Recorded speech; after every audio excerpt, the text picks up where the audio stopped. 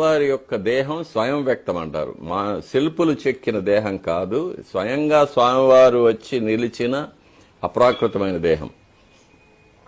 కాబట్టి అది ఆ స్వామివారి యొక్క మూలబింబం దేనితో తయారు చేసిందని కూడా మనకు తెలియదు, మనం చెప్పలేం.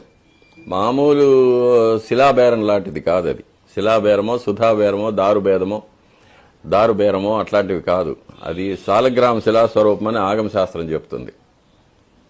కాబట్టి వెనక స్వామివారికి వెనక వైపు, ముందరికన్నా వెనక వైపు నుంచి స్వామివారు చాలా అందంగా ఉంటారు.